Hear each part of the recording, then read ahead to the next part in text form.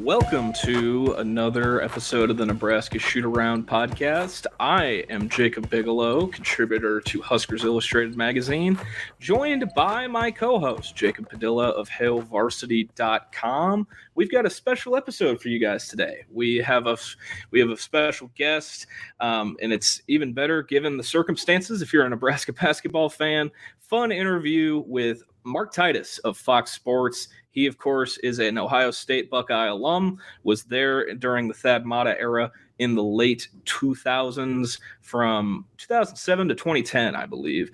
And then he started the Club Trillion blog and has had his podcast with Tate Frazier. They're on like their third different iteration now. He's the co-host of the Titus Tate podcast. And he was kind enough to join us, talk about last night's game between Nebraska and Ohio State, as well as the Big Ten at large. So fun episode. We'll go from the interview to recapping the game against the Buckeyes with a little short preview of Northwestern and Penn State afterwards. So stick around for that with me and Mr. Padilla. But we'll start off. Here's our interview with Mark Titus.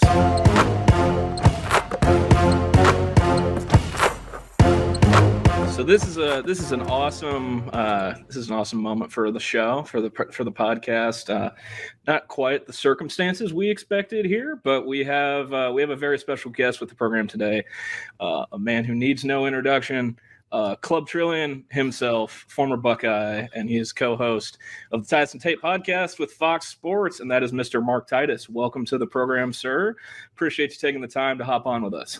I give you guys permission to gloat, by the way. You don't have to I think I can sense the pity in your voice as you're talking about Ohio State right now, and obviously coming on the heels of Nebraska handing us our fifth loss in a row.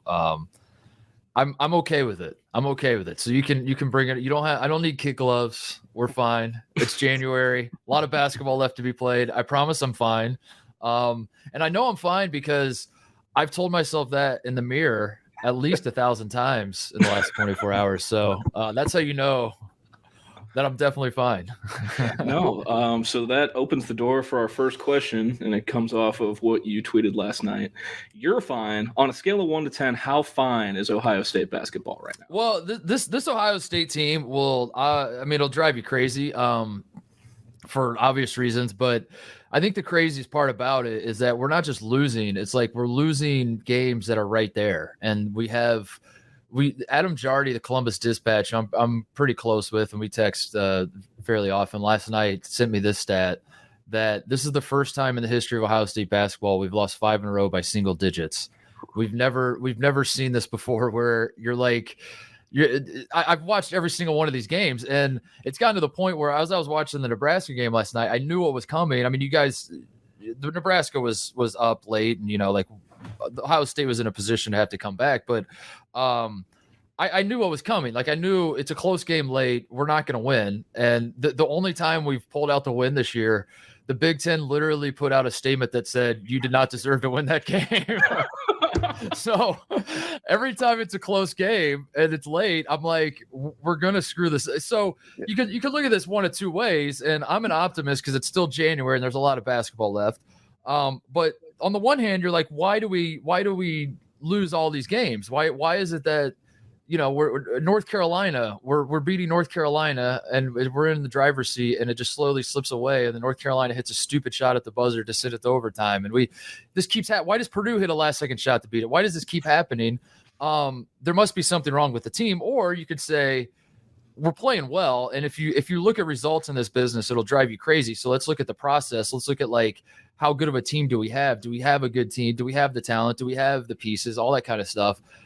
And I have been the optimist. I'm slowly trickling to the other side where I'm like, how does this keep happening? But no, KenPom is a refuge for me. I just go refresh KenPom and I see the Buckeyes are 21st. I see that KenPom says we're the second.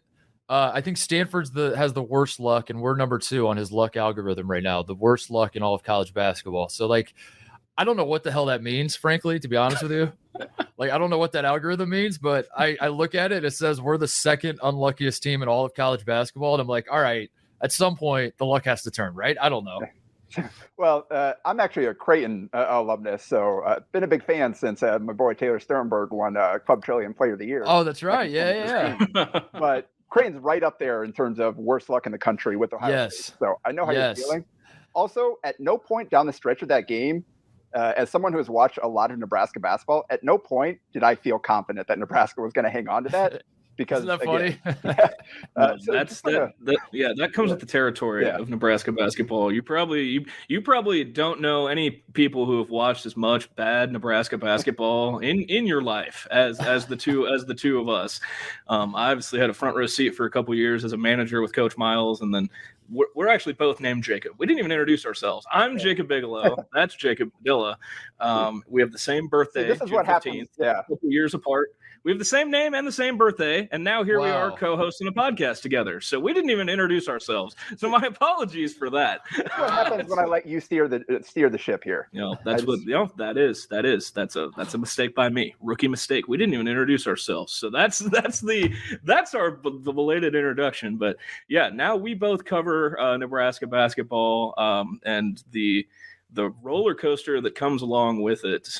This is a Nebraska-centric podcast, so we'll ask a couple. One, was that the first time you'd watched Nebraska last night?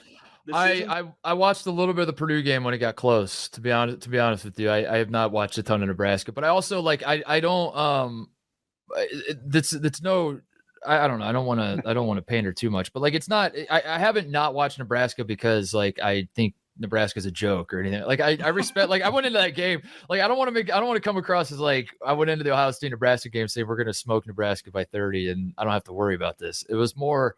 I have to watch so many teams around the country. Oh, absolutely. Yeah, absolutely. Nebraska has not exactly moved the needle to that point, but I have I'm obviously aware of scores. I know Nebraska beats Creighton. I knew going into the game that Nebraska has no bad losses in terms of the teams that you're losing to. Now losing by 30 to Illinois, that's not great. We don't want to do that, but this was not a Nebraska team that was losing by games and losing, I had an appreciation for. I was okay, this Nebraska team's different, but no, I did not crunch the tape on the Huskers, and there's a lot of where the hell did this guy come from as I was watching last night. Yeah, that's what I was going to ask. That being said, coming into it, not seeing a ton of it, what kind of jumped out to you from the Nebraska side? Greasel is driving me nuts, dude. Greasel just going wherever he wants on the court, and I'm screaming at the TV. But then I found out that he's the hometown kid, and the story's nice, and I still feel bad for Nebraska for missing out on Mike Daum. That's what got Tim Miles fired. I don't know if that's the story you guys tell around there. But that's the story I'll tell for the rest of my life, is that Mike Daum was ready to transfer to Nebraska for his final year, come back home. And then he didn't. And then Tim Miles got fired because of it. And I think getting a hometown kid to transfer in and have such a big impact, I think that's payback for Mike Daum getting Tim Miles fired all those years ago.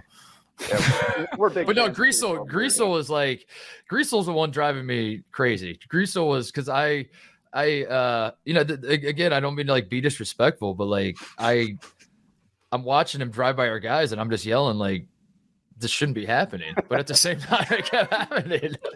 That's kind of his game. He's 6'7" point guard. He just kind of slowly backs you down, spins and crossover, gets to a spot, and then makes a play. But that's kind of been a huge part of this season, is just coming in and stabilizing things.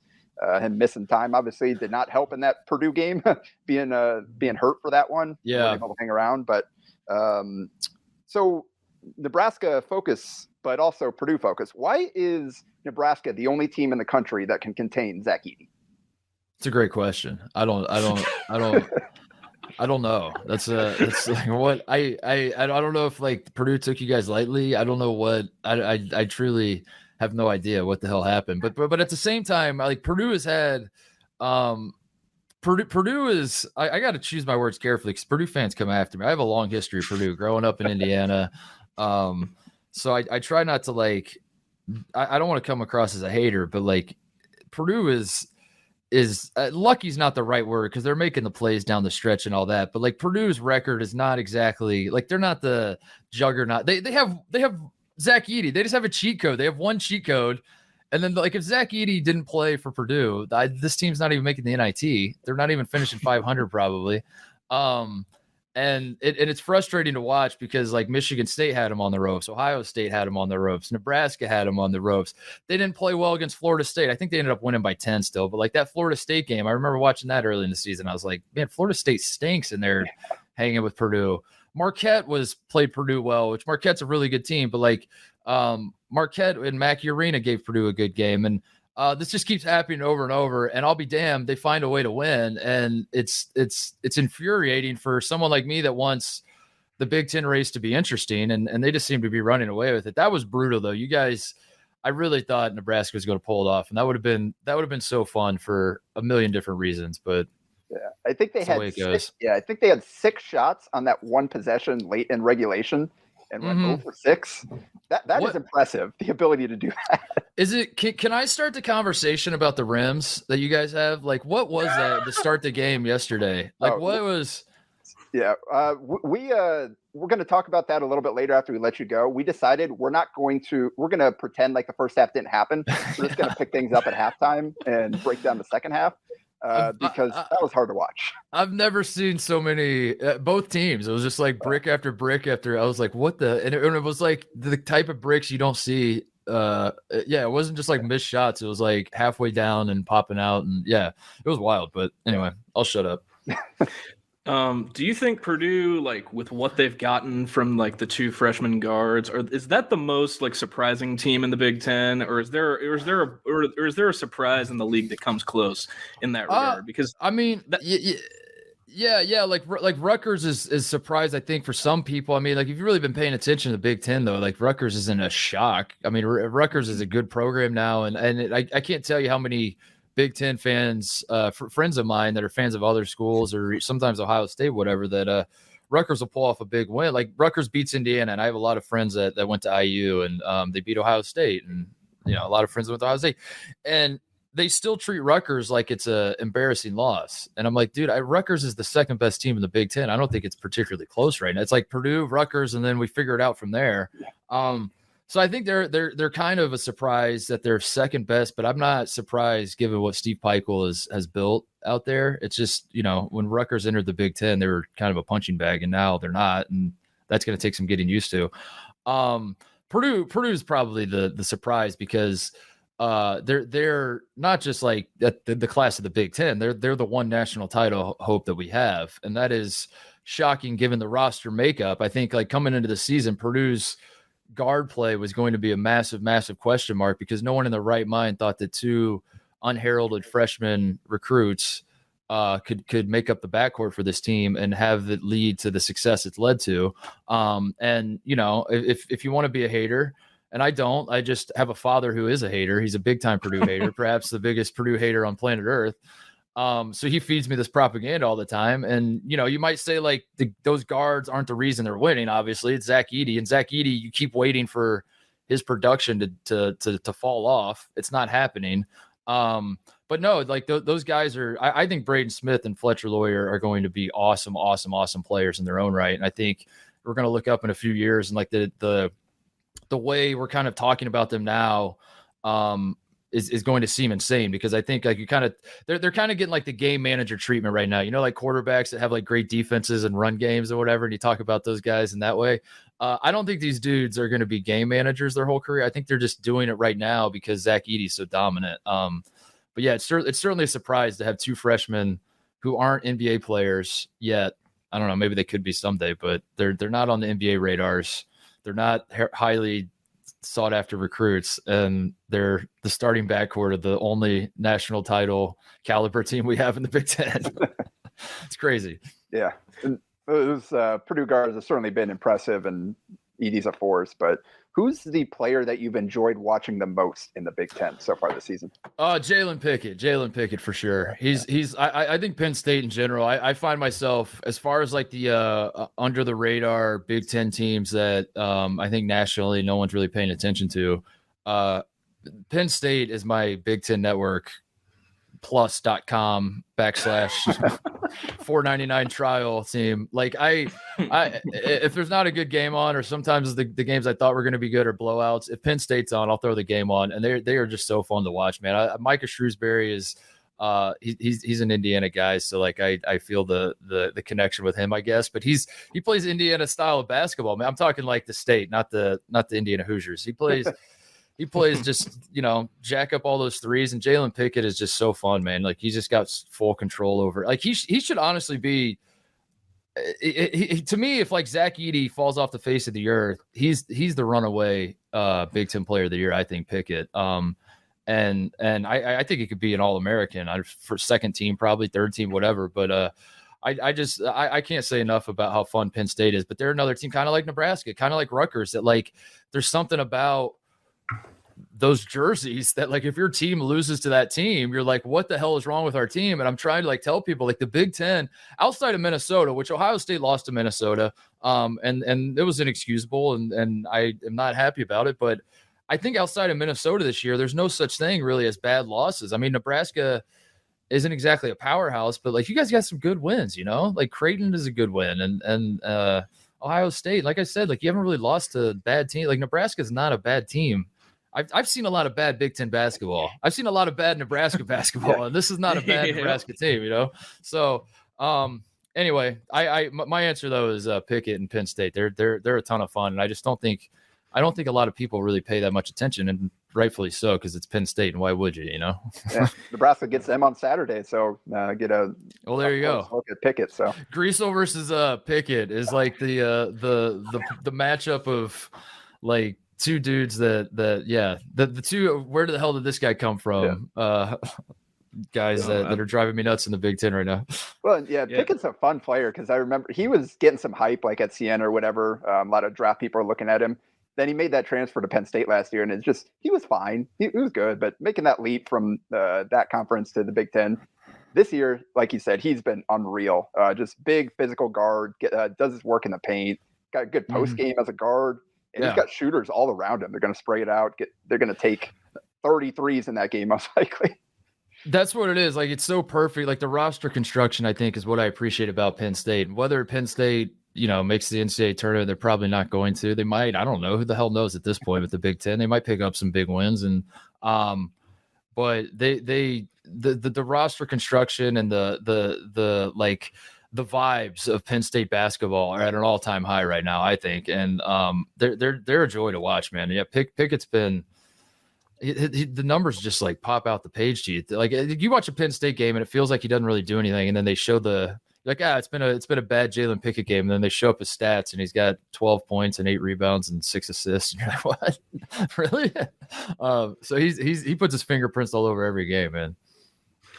Yeah, and Nebraska gets to go to the hallowed venue that is the Bryce Jordan Center. I know firsthand from making trips there as a manager that that is probably the least look forward to venue in the Big Ten. Worst arena in the Big Ten. Worst by arena, far? Yeah. Is that the worst arena by far in the league, you think? So Nebraska wasn't in the league when I was playing. I never played in Nebraska, but Penn State is by far the worst, and I would say Ohio State is second. I think we have the second worst. I think we have Ohio State's is pretty bad, but Penn State's, I don't know if this happened to you, Jacob, when you were a manager, but I swear to God, at 4 for 4, we were, when we played at Penn State on the road, our flight out of Happy Valley got delayed or canceled or postponed to the morning because of weather, and we stayed at that Nittany Lion Inn. And it felt like, oh my God, it felt like I was in a horror movie. Cause like they would like some old guy, like some Joe Paterno lookalike would like hobble in on a cane and be like, fellas, I'm sorry to say you can't fly out. No more flights out tonight. You're going to have to stay here. And then it like pans to the hotel as the lightning strikes. And it's, like super dark. I'm like, what? It's like The Shining, except instead of come play with us, it's like the Nittany Lion growl. Like you just hear the oh my God. Like, well, you're walking the hallways. When we would play there, there'd be like 36 people in this 19,000 seat arena. It was just like they'd lull you to sleep, and no, they're not fun to. I think Penn State they need a new arena, man. They should just build like a 6,000 seat arena or something, and start over. Yeah, like something the size of like the hockey arena. Like they've got the hockey arena that's right next door. Yeah. Like all their facilities are like in a triangle. They're right there. But yeah. The last time we went there, Tony Carr was hitting like Steph Curry threes, and we lost in overtime. So that was not a fun trip home. It was like thunderstorming afterwards, and that was not a fun trip home, not a fun game. But yeah, that's the Bryce Jordan Center. I guess Tony Carr beat Ohio State 3 times in one season one year, and it was like, and I'll never forget it. I hated that man so much by the time he was done at Penn State. And then I look up like a year or two later, and there's a guy named Marcus Carr at Minnesota, who's now at Texas, as we know, who like started hitting last second shots to beat Ohio State. And I was like, what is this family? They're not even related, but I was like, what is this family? Get them out of my face. I hate all the Cars now. So anyway, as an aside. Yeah. No, so this is a pretty open question. It can be an open assessment from you. You're a native Hoosier. Like you said, your dad's an IU fan. I have a connection to the program. Worked close with Kenya Hunter, who's now the associate head coach under Coach Woodson at IU. What is Indiana right now? Like what timeline are we talking? Like since Bob Knight left, or like no, this particular team right now with the injuries, with everything. I think here's what's interesting. I think if you switch the Purdue Indiana expectation, and it doesn't work this way, so this is a stupid exercise. I'll admit that out of the gate. But if you switch the preseason expectations of Purdue and Indiana, maybe Purdue's not a great pick, but like I'll frame it this way: Indiana is. I don't think Indiana's a bad team at all. But if you listen to people talk about Indiana, and especially like the Indiana fans themselves, they will lead you to believe that this team is destined for like a 5 seed in the NIT, and that they are terrible, and like yada yada. Our season's over already, yada. Just because the expectations were so high, it was supposed to be flipped. That like in the way that Purdue now feels like the only national title contender we have in the conference. Coming into the season, it felt like Indiana. It felt like we knew Indiana was the best team. Who would be second best? We don't know. We'll figure it out as the season gets underway. But Indiana is in the mix, and I do think that Indiana is good enough to make a Final Four. They don't always show it. They are a little bit of a met, but like they have a huge win at Xavier, which at the time I was watching. I was like, this Xavier team's awesome. As I was watching Indiana win at Xavier, no one really seemed to want to like crown Indiana or like give them credit for that at all. And then now you look up and you're like, oh, Xavier just destroys everybody they play at home, but they lost this one game to Indiana. I think Indiana has a slight, this is controversial, but I do believe this, and I'm not paid to make friends. I have to share my opinions here. I do think Trace Jackson Davis can sometimes just absorb too much attention from an Indiana perspective, where like they are so reliant on him and like playing through him, and he frankly like hasn't really expanded his game at all since he's been there. He still has one hand and cannot shoot a jump shot to save his life. And I think like you're handcuffed by that. And I think when like that's working and he can get on the low post and like pump fake and go up and under, and if it's a bigger guy or if it's a smaller guy, just jump up and dunk over him and grab every rebound. Like he's a great player. But then when you can kind of account for Trace Jackson Davis, the offense falls apart. I think that they just kind of get an identity crisis a little bit, and but they have a good team, man. I think Indiana's a good team. It's just they're not like the upper echelon of college basketball like we thought they might be. But the problem with Indiana the last 25 years has been just that woe is me attitude, and the second they start losing a few games, the whole fan base loses their minds. And I start, my dad starts texting me, I can't do it. I just can't do it with this team. And I'm like, you lost one game. Like, what are we doing? He's like, no, we haven't. We've lost 2 of 3. And I'm like, well, that's college basketball. Like, what are we talking about? So I was at the Kansas game. I was at the IU Kansas game at the field house. And that was such a weird feeling, because it looked like Bill Self was like, we're going to take away Trace, and everyone else is going to have to make shots to win. and nobody could make a shot, so therefore they got their asses kicked.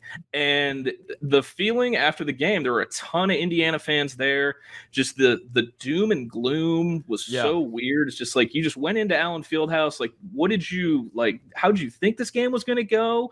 Like, there was IU media calling that like the worst Indiana basketball loss in a number of years, and I'm just like, why? Like, how so? Like, it made no sense to me at all. They went into a hornet's nest against the defending national champions, and they lose, and everyone, I mean, it felt like a funeral. I was very confused.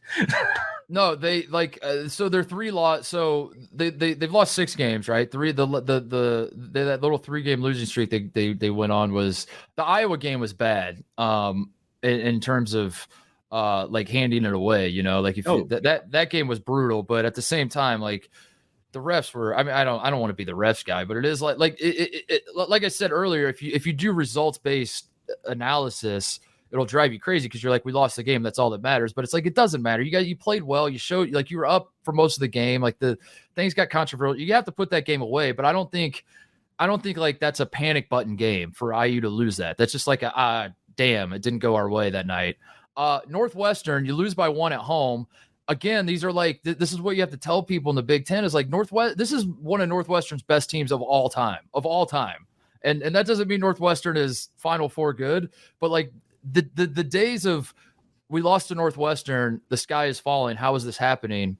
You don't have 2 starters and you're playing a team that's not bad. Northwestern's not a bad basketball team. And they win by 1 in Bloomington. And again, it's like the doom and gloom sets in where you're like, I remember the 90s. We never lost to Northwestern. It's like, yeah, that was the 90s. That's not that, you know, Northwestern's not that team anymore. And same thing with Penn State. Penn State was hitting everything against Indiana. And when Penn State's hot, man, I'm telling you, they can beat anybody. They truly I truly believe that Penn State against any team in this country, if Penn State is playing the best version of Penn State, they can beat anybody. And you just kind of have to like calm down and assess like what's going on. And then the first 3 losses before those 3, you lose to Kansas, who was one of the best teams in the country. Arizona at that time, I literally thought Arizona at that time was the best team in the country. They just come off the Maui Invitational win. They're red hot. And Rutgers away, like I said earlier, it's like Rutgers is the second best team of the Big Ten. It's not a bad loss. So again, you're kind of making excuses for them and you're kind of talking yourself into it. I understand that, but they're not a bad team. They're just not like they're not a national title caliber team right now. And unfortunately for IU fans, that's all that matters. Is like if we're not hanging banner number 6, what's the point? I quit. I give up on the season. You know. Yeah, very different expectations around here as we record this in Nebraska, but.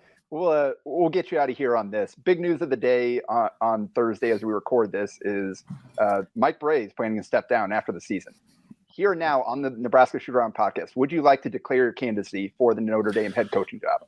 People forget I'm from Indiana, but here's the problem. Brad Stevens is too, and I think like you start to get into a little bit of a fight there, and I don't know if I'm comfortable, trying to box Brad out from that job. If he wants it, it's his. He can have it. I grew up hating Notre Dame. I am not a Catholic. I was raised Protestant in the state of Indiana, and as such, we do not like Notre Dame. It is very. It is. We all believe in the same God, but their communion's different than ours, so we hate them for that. So I've always hated Notre Dame, but then like as I started getting older and Mike Brey becomes a coach when I was like in junior high, and I remember Chris Thomas from Pike High School won Mr. Basketball in Indiana and then went to Notre Dame, and I was scratching my head like, why the hell would you not go to Indiana or Purdue? Like, Notre Dame, what are you doing there? But I started paying more attention to Notre Dame and the program Mike Brey had. And man, I tell you, as much as I want to hate Notre Dame, like Mike Brey makes it impossible. And they have been so fun to watch through the years. And I really do have a fondness for that program and what he built there. And I don't know, he to me is like one of the just the all-time great college basketball coaches. And if you're someone who wants to look up numbers and look up titles won and all that kind of stuff, get it out of my face. Like, cause he won a lot anyway, but like, when I think of the great college basketball coaches, I just speak from the heart, man. And he's one guy like him and Huggy Bear and like guys like that it's like, I don't care if they ever won a national title, didn't, whatever. It's like, those dudes made me tune in to watch their teams. They were so fun. They're just great personalities for the sport. And I love Mike Bray, and whatever he does next, he deserves it. Like whether he wants to go lay on the beach all day, every day, or run for Big Ten commissioner, I'll let him do that. He can do that if he wants. Or TV. He should do TV, right? Like we need this man on television. Anything to get Wojo out of the ESPN halftime studio, right? Yes, the rotating cast of Wojo, Tom Crean, and Seth Greenberg on ESPN. Wait, I just thought of a guy though. You know who's at a Catholic school right now? No, that would be an easy transition to go from Catholic school to Catholic school. Would be Rick Pitino. Think about that. What do we think about that? He's coached in the ACC before. He has. I don't know. He has. Something to think about. Instead of touchdown Jesus, it can be touchdown Rick. Rick on the library. One thing that drives me nuts about college basketball now, though, is that those days of you remember like when a job would open, like the Duke job would open, and we're like, all right, is it Phil Jackson? Or is it Brad Stevens? Or is it Greg Popovich? Or is it Pat Riley? It could be Pat Riley. I don't know. And like, those are the names you're throwing around.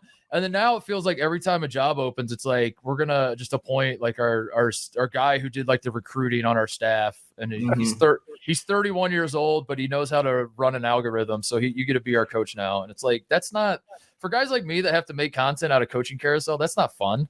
That's not fun. That's what kind of made the Hoiberg hire around here like stick out, because like Nebraska had kind of been a place where like the next mid-major guy like tries to take the next step, and he's here for 6 or 7 years and things don't work out and they just move on to the next guy, and then they go out and get the guy who had just been the coach of the Chicago Bulls. And, that's crazy.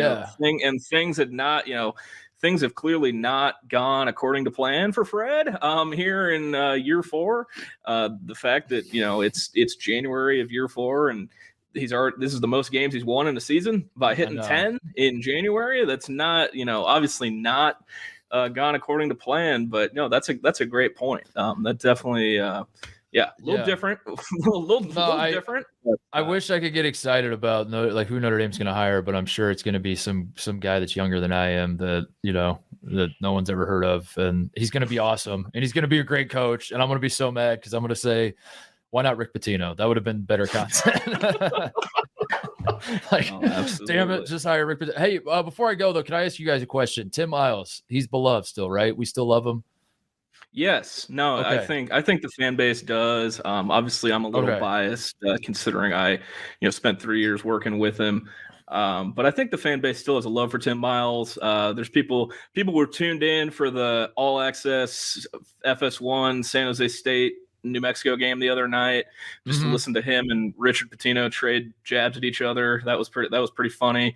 There was a sequence where Richard's like arguing a call to Kelly Pfeiffer, and he says, "That guy's not that strong," and you hear Miles on the other end go, "Yes, he is, Richard." and Pitino just tells him, "Go back over there, get out of here." It's obviously I'm a little biased, with my time spent working with Coach, but I mean, there's people who before the game last night were talking about how much they miss Tim Miles and how look what he's doing at San Jose State and yada yada yada, and why did we fire him? And I mean, it comes up whenever Nebraska goes on a losing streak of some kind, kind of the revisionist, why'd we fire Tim Miles, like that whole thing. Yeah. It comes up fairly often, but I mean, the same thing is done with every football coach since Tom Osborne retired around here too. There's a revisionist history of some kind saying, well, it all went south when we fired that guy. It all went south when we did this. Like just the whole, it's definitely an interesting landscape around athletics at Nebraska. But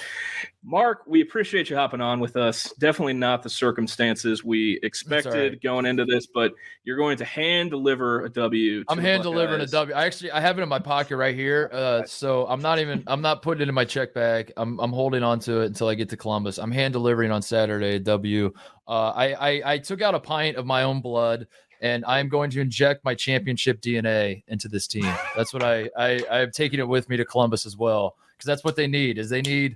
They need something. So I am.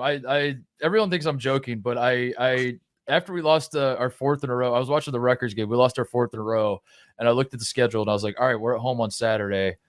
I was like, I need to go. I don't know what I'm going to do, but I'm just going to yell, make shots, I think, from the crowd or something. But I was like, I got to go to a game because this is pissing me off. And I saw this team in Maui, and we are not the same team right now, and it's driving me insane. So I've guaranteed that we are going to beat Iowa. If we do not, I don't know what I'm going to do. But it's a guarantee. We're beating Iowa on Saturday, so we'll be fine. Season saved. You heard it here. The man's going to hand deliver a win. Does the losing streak have anything to do with Holtman continuing to wear the vests? I hate the vest. Get the vest out of here. The vest is terrible. I hate it. It's you're spot on, Jacob. That's good eye by you, because this is. I don't know what he's doing. Like any other coach would realize what's happening, and you got to change up the mojo, you know. And he's like, damn it, tonight's the night. I'm going to get the W with the vest. And it's like, no, Chris, I'm sorry. I don't know. Yeah. I'll talk to him. The one time I remember Miles changing his outfit was when he wore like an Argyle red and white sweater for like Legends weekend, and they lost by like 30 points to Iowa at home. He was just like, nope, never again, not doing that. He's like we're bringing back players from the 60s. I'm gonna wear a sweater and a shirt underneath it. And they like lost by 30 to Iowa, and he like did the whole I'm locking our players out of the locker room, like that thing after that.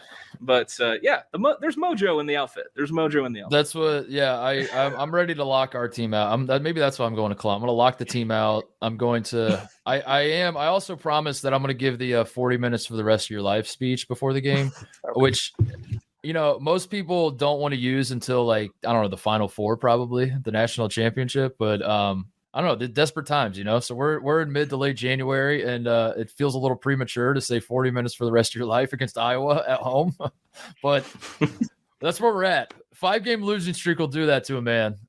So I'm guaranteeing a W though. This is the first 5-game losing streak in Ohio State in 25 years. We do not lose 6 games in a row.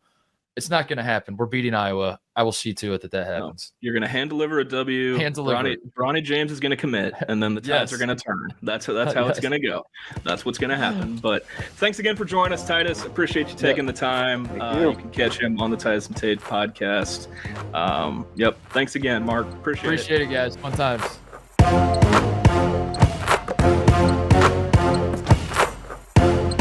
Big thanks again to Titus for joining the show. Obviously in tough times for his alma mater, coming off a 5-game losing streak. Like you said, the first Ohio State 5-game losing streak in 25 years. And they're all single-digit losses. Just rough times for Ohio State, but we appreciate him coming on the show. Listen to Titus and Tate. It's a great, that's what helped spark my love for college basketball. Reading his Grantland pieces, listen to the podcast. It sounds like its third different name with him and Tate, but go listen. Great dudes, fun show.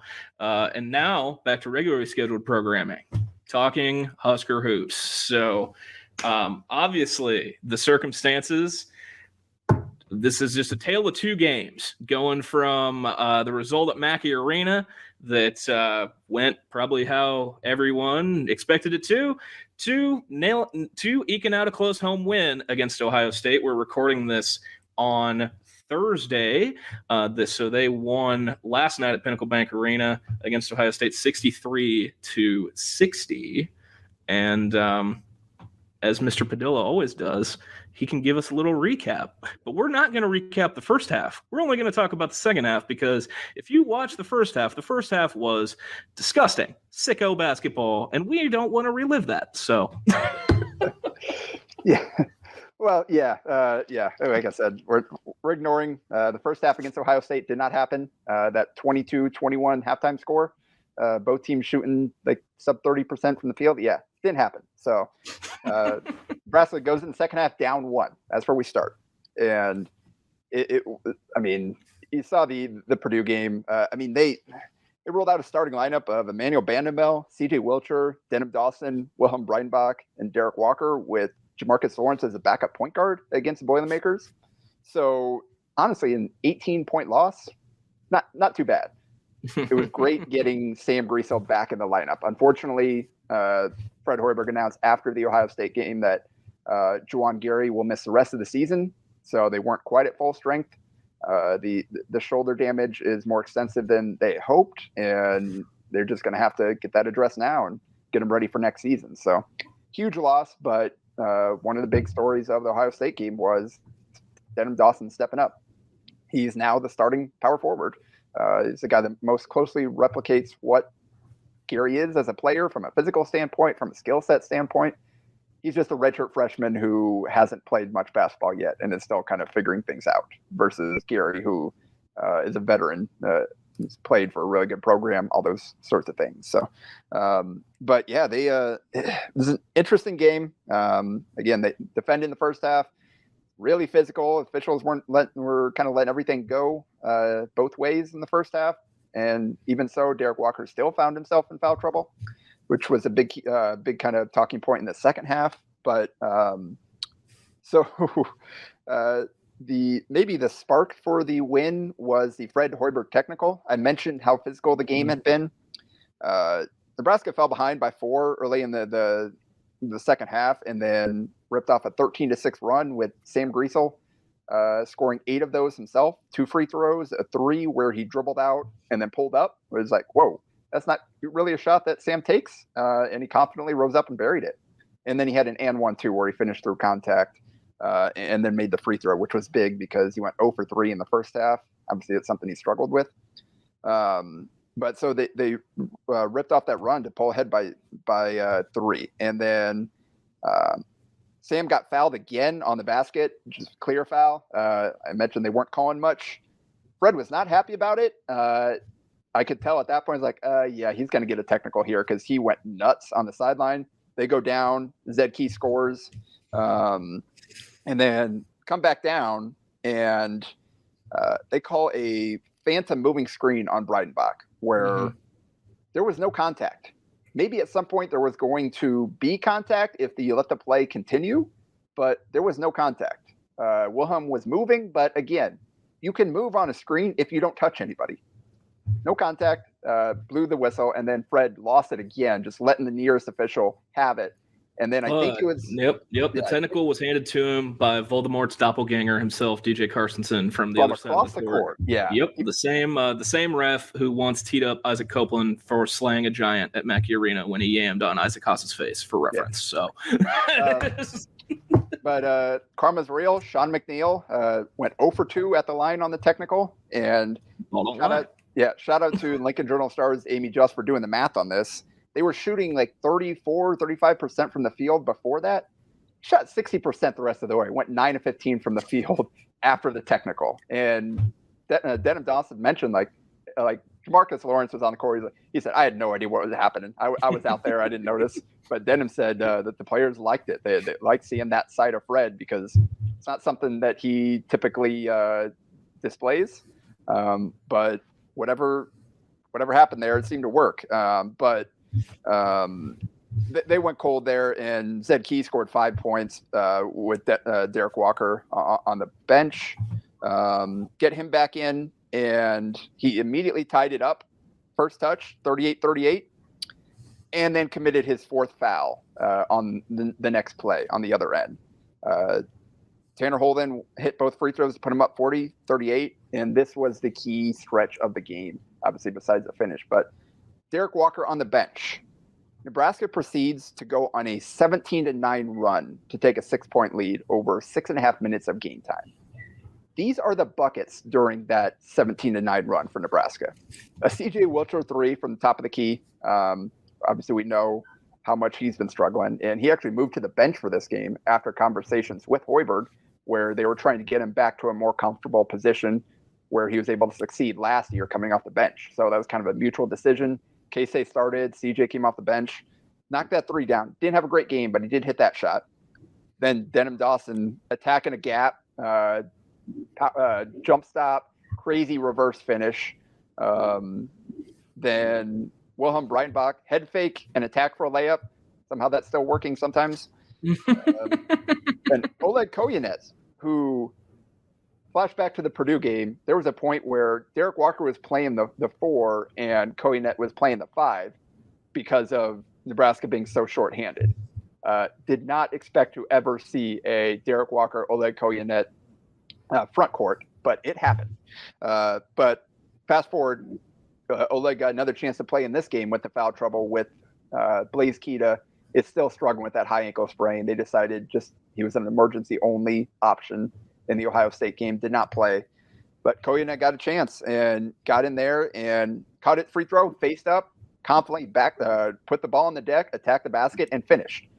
Not sure where that came from, but great job. Then Denham Dawson took a handoff and again attacked the basket, split a gap, and this time up and under reversed with his left hand.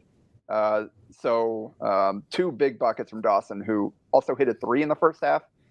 Huge minutes for him, 7 points, 8 rebounds in a career high 30 minutes, and was also the primary defender on Bryce Sensabaugh, who missed his first 8 shots and took 18 possessions to score 18 points. Yeah, I had a few people reach out to me during that game yesterday saying, what happened to this Bryce Sensabaugh guy you've been talking about for a while? And I said, Denham Dawson, man, I don't know. Starting 0 for 8, not what I thought. That was kind of my biggest question coming into this one, was how are they going to defend Sensabaugh? I don't know if it was all Denham's defense, but it definitely played a part. And he finished with 16 points on 6 of 16 shooting and 4 free throws too. Yep. So, yep. And it might have also been the rims that Titus mentioned. Yeah. That out there. But nope. Yeah, he didn't score until a pair of free throws got him going after missing his first 8 shots, and then immediately went inside and finished, and then hit a 3, so that got him going. Carried over in the second half a little bit, but anyway, Jamarcus Lawrence, next bucket was a catch and shoot 3 off a Mano Bandamel drive from the left wing. So at that point, again, Wilcher, Dawson, Breidenbach, Koyenet, Dawson, Lawrence. Those are those buckets during that stretch.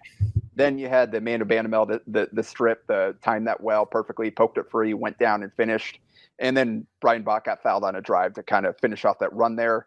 Split the free throws to put them up by 55-49 with just over 5 minutes to play. So not only did you survive with Walker on the bench, they made up ground and took the lead and pulled ahead by 6. And that Lawrence 3, that was a go-ahead 3, and they never trailed again after that point, I believe. So that is the story of this game for me, is the bench, the young, not necessarily just bench because obviously Dawson started and all that, but the underclassmen coming alive, guys that had struggled, all contributed. Everybody that played, all 9 players that saw the court in the second half scored. That's huge for a team that is offensively challenged as Nebraska is, to get contributions from everybody, especially in a game where Walker was limited to just 23 minutes, only scored 8 points. Just huge for the outcome of the game. And after that run, they went cold, nearly 3.5 minutes without a point. But Ohio State only scored 4 points during that stretch, and which set the tone for a crazy finish. Put Derek Walker in at the 4:21 mark. He missed a shot and then committed a charge less than 2 minutes later, fouled out with 2:09 to play. So again, now your best player is on the bench the rest of the game. How is Nebraska going to finish this? Well, it helps that Bandamel got fouled after Key missed a free throw. They got the I think it was Key. Got the rebound and immediately fouled him for some reason, 70 feet from the basket. Not smartest play by Ohio State. He only made 1 of the 2 free throws. But then that crazy play with Sam Griesel happened where, so I don't know. They don't tell you what they're reviewing, how they're judging it or whatever, but they gave the ball to Nebraska as they should have, but it looks like Griesel it looked like Griesel stripped him and then ball bounced out and managed to get his feet back in bounds and tapped it. I think actually Key just lost the ball before Sam touched it and threw it into the basket support and bounced back in. So it should have been dead at that point. I don't know if that's what they determined when they went back and watched, because they called Griesel out of bounds and then went back and reviewed and saw actually, no, he got himself reestablished before touching it. But in any regard, they got the stop. Huge play there with 1.5 minutes to go. They chewed up the entire shot clock, and then Griesel found Bandamel flash into the middle of the lane for a drive and a finish. Only his second bucket of the game. Again, he's struggling, cannot hit open shots, but made those 2 huge plays with the strip and steal, and then the shot clock kind of buzzer beating layup. There was 2 on the shot clock when he scored that thing, and 1.06 minutes on the game clock. Then it gets wild because Ohio State twice took 9 seconds to score. Thornton scored inside, and then those are his first points of the game too. That was crazy for them to hold Thornton in check until literally the very end of the game. Yep, and then Ohio State again didn't foul immediately, let Nebraska chew up some clock. Griesel went 2 for 2 at the line. Then they got Sensabaugh at 3, and again took just 9 seconds off the clock, so he hit a 3, make it a 3-point game. And they played keep away again. Ohio State just, I don't know exactly what their defensive plan. It wasn't like they were trapping aggressively. They just weren't fouling, and Nebraska was doing a good job of moving the ball. Yeah, they chewed off like 15 seconds. Yeah. But they fouled Keisei Tominaga with 20.2 to go. Made the first, missed the second. The streak is over. He has finally missed a free throw. No longer shooting 100%. He made his first 23 to open the season. Mm-hmm. So RIP to the streak, but he got the big one. And then Dawson nearly got the offensive rebound, kind of had it ripped away from him. Then they had the other phantom call with Tominaga kind of cutting down the space on Sean McNeil on the sideline. Yeah. So Sensabaugh, I think it was really bad pass to McNeil, who wasn't ready for it. The pass is what took him off balance, and you could see him battling to hold his place the entire possession. Because Casey never pushed him, but he ends up finally losing his balance, and like he travels and then jumps and makes a pass. The official, who looked like he turned around late, like as he was catching the ball, and whistles a foul on Tominaga, push going to the line in the bonus. It's like just complete phantom call. But yeah, that one's I think one of my projects at the end of this year, maybe after the Big Ten tournament's done, might be a one shining moment Big Ten officiating montage. That's going to be in there. The Purdue call on Wilcher is going to be in there, and then obviously the Ohio State shot to beat Rutgers. Those are 3 for sure that I know are going to be in there. But maybe he just saw like the way McNeil moved and like turned around late, saw the way he moved, and thought Casey hit him. I think that's what happened. Yeah, just not great. But he hit both, and then they get it in, and CJ Wilcher was fouled, and with 12.2 left. He misses one of them. So again, it's a 3-point game with 12 seconds left. Called timeout, set it up. Ohio State's got one last chance. Fred Hoiberg said afterward that the plan was to foul under whatever certain time.